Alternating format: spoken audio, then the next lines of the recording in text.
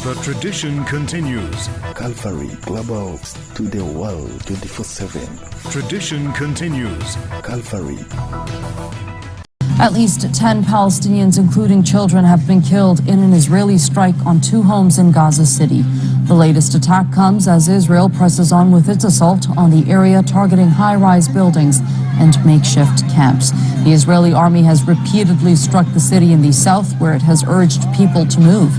The military has issued multiple evacuation warnings for Gaza City, but many residents say they have nowhere else to go. Meanwhile, the U.S. Secretary of State Marco Rubio is visiting Israel and has met Prime Minister Benjamin Netanyahu. Rubio says he will convey America's priorities on Gaza and is expected to discuss Tuesday's Israeli missile strike on the Qatari capital. Donald Trump has said he's very unhappy with the attack that killed 6 people in Doha. Qatar's prime minister says Israel's attacks will not stop Doha's mediation efforts with Egypt and the U.S. to end the war on Gaza. Mohammed bin Abdurrahman Al Thani made the remarks during a closed-door meeting with foreign ministers from Arab countries ahead of an emergency summit on Monday. The prime minister stressed that the region cannot achieve comprehensive peace and security unless the Palestinian people obtain their legitimate rights. Israel's barbaric and demagogic practices will not deter us from continuing our sincere efforts with the Arab Republic of Egypt and the United States to stop this unjust war. U.S. and Chinese delegations have wrapped up their first day of talks in Spain aimed at mending strained trade relations. Officials are meeting in the Spanish capital, and the agenda for their 4 days of discussions includes tariffs and the economy, as well as the divestment of TikTok. This latest round of talks is the 4th in as many months as the sides try to prevent relations between Washington and Beijing from collapsing entirely under President Donald Trump's tariffs. Turkey have won silver at the 2025 Eurobasket after losing to Germany 88-83 in the final on Sunday.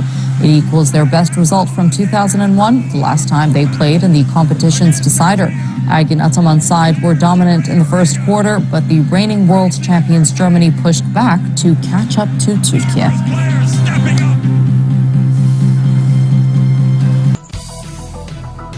U.S. President Donald Trump says Israel won't be striking Qatar again. It comes just less than a week after Benjamin Netanyahu attempted to assassinate Hamas's political leadership in Doha. But Netanyahu has refused to rule out striking Hamas's leaders living abroad. In Doha, leaders attending an emergency summit in the Qatari capital have condemned last week's attack and called on Washington to rein in its ally. U.S. news website Axios is reporting the Israeli military has launched a ground offensive to occupy Gaza City. On Monday, Israel continued its bombardment of high-rise buildings in the area, striking Gufari, the tallest residential building in the enclave.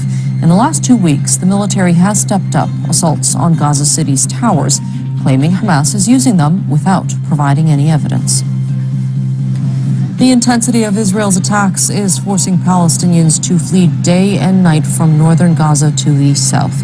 More than 200,000 Palestinians have fled besieged Gaza City in recent weeks.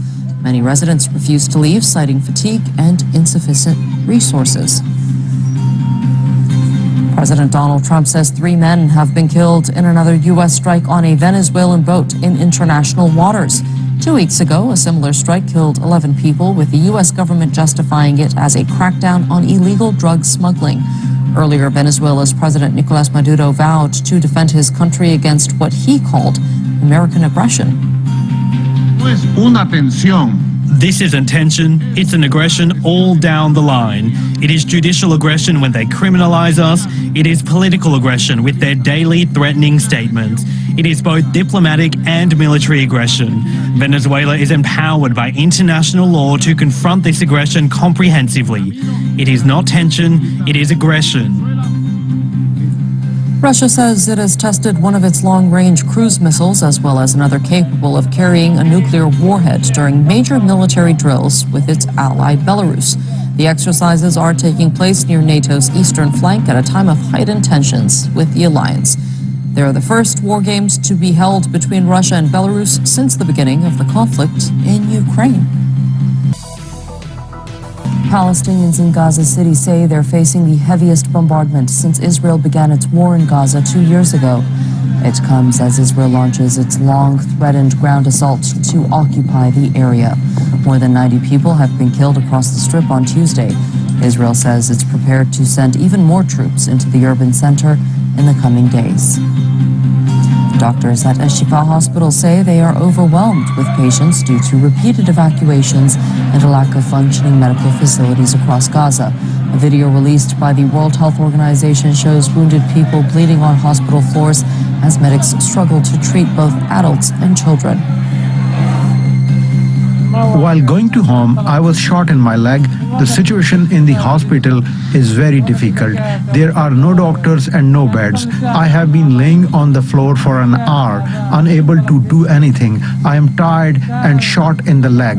I don't know. I am very tired. I swear, help us people, save us and look for us. The UN Commission of Inquiry has found Israel has committed genocide against Palestinians in Gaza. The report says 4 of the 5 genocidal acts have been carried out by the Israeli government since the war began in 2023. The UN has called on the world leaders to act now to end the carnage in the Strip. U.S. President Donald Trump has landed in London for his second state visit. He's the first American president to make 2 state visits to the UK. After attending royal events, he will meet British Prime Minister Keir Starmer to sign a new energy deal and discuss trade and security. The main suspect in the killing of prominent American far-right activist Charlie Kirk has been formally charged with murder. 22-year-old Tyler Robinson made his first court appearance on Tuesday. He faces charges of aggravated murder and 6 other offenses. Utah County Prosecutor Jeff Gray says he will seek the death penalty. And Robert Redford, a legend of Hollywood cinema, has died aged 89.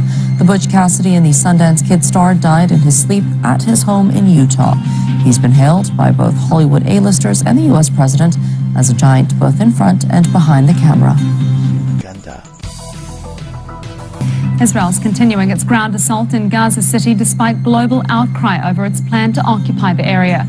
Across the Strip, more than 65 Palestinians have been killed in Israeli attacks, the majority of those deaths in Gaza City. Meanwhile, the European Union has called for a suspension of a free trade agreement with Israel in response to the humanitarian crisis. Syrian President Ahmed al-Sharaa says ongoing talks with Israel could yield results in the coming days. The 2 sides have been engaged in talks over a security pact, including reactivating the disengagement agreement or adopting a similar framework.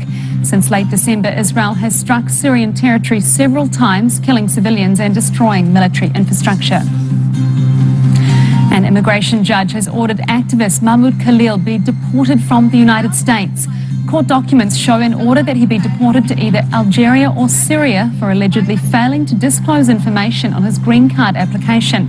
Khalil was a lead negotiator during last year's student protests at New York's Columbia University against Israel's war on Gaza. He was arrested by the Trump administration in March and released 2 months later. US President Donald Trump has called his second state visit to the UK the highest honour of his life. He spent Wednesday meeting Britain's King Charles and Queen Camilla. It's the biggest state visit ever organised by the UK involving the royal family and the military. Speaking at a Windsor Castle State banquet toast, Trump hailed the eternal bond between the US and Britain. The bond of kinship and identity between America and the United Kingdom is priceless and eternal. It's irreplaceable and unbreakable, and we are, as a country, as you know, doing unbelievably well. We owe so much of that to you and the footing that you gave us when we started. Brazil's former president Jair Bolsonaro has been discharged from hospital after he was diagnosed with skin cancer. It comes 1 week after being sentenced to 27 years in jail for plotting a coup. The former president has been under house arrest since August and deals with multiple health issues related to a stabbing in 2018. The United Nations Office for the Coordination of Humanitarian Affairs says the last lifeline for civilians in Gaza City is collapsing as Israel escalates its military assault in the area. Across the Strip on Thursday, at least 50 people have been killed in Israeli attacks. The bombardment is forcing fearful Palestinians to head south in search of shelter and food. The United States has once again vetoed a UN Security Council resolution demanding an immediate ceasefire in Gaza. The resolution also called for the lifting of Israeli restrictions on humanitarian aid entering the enclave and for the immediate release of all hostages still held in Gaza. Riyad Mansour, the Palestinian envoy to the UN, condemned the veto. Millions of people in the streets are demanding from you to use Chapter 7 in order to impose your will through whatever tools available to you to force Israel to stop this genocide against the Palestinian people. Israel's army has carried out airstrikes on 3 towns in southern Lebanon, claiming to have been targeting Hezbollah. This comes after Israel issued orders for people in some villages in the south to leave their homes. Israel has repeatedly struck southern Lebanon in violation of a ceasefire agreed last November. French unions say more than 1 million people have joined protests against President Emmanuel Macron's austerity draft budget, causing widespread disruption. Clashes on the streets forced public transport to a halt and schools to shut down.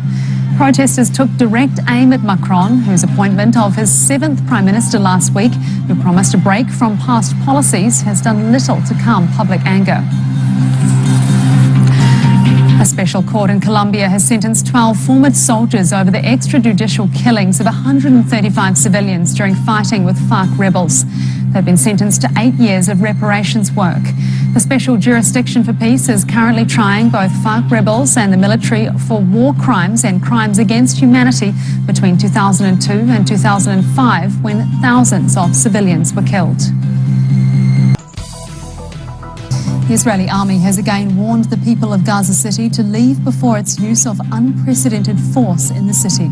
Tens of thousands of Palestinians are being forced onto coastal roads heading south with nowhere to seek refuge, while the Israeli military levels entire neighborhoods as it advances. At least 45 Palestinians have been killed by Israeli airstrikes on Friday. The Palestinian president will address the UN General Assembly via video link next week after the United States revoked his visa to travel to New York. A resolution to allow Mahmoud Abbas to deliver his address received 145 votes in favour and 5 against. Last month, Washington said it wouldn't allow Abbas to travel to New York, where several US allies are set to recognise Palestine as a state. We sincerely hope that this abuse to be reversed as quickly as possible, and for the host country to extend visas for our leaders, because we have the right to be with all of you, for our leaders to be with all of you. Syrian search teams have pulled 25 bodies out of a mass grave in a suburb of Damascus. Officials say the bodies belong to people killed by Bashar al-Assad's forces as they were fleeing the besieged enclave of eastern Ghouta. It's the latest grim remnant to surface from the country's nearly 14-year war that ended with the ousting of Assad last December. The UN Security Council has voted against permanently lifting economic sanctions on Iran over its nuclear program. A resolution to halt the snapback sanctions scheduled to take effect at the end of the month fell in the Security Council by a vote of 4-9, dealing Iran a significant economic blow. The UK, France and Germany triggered a mechanism to reimpose sanctions after accusing Tehran of breaching the 2015 nuclear deal. Estonia has requested NATO consultations over an alleged breach of its airspace by Russian fighter jets. Estonia says the 3 Russian planes crossed the Gulf of Finland and entered its airspace, where they remained for 12 minutes. The alleged incursion comes just 1 week after Poland claimed around 20 Russian drones entered its airspace.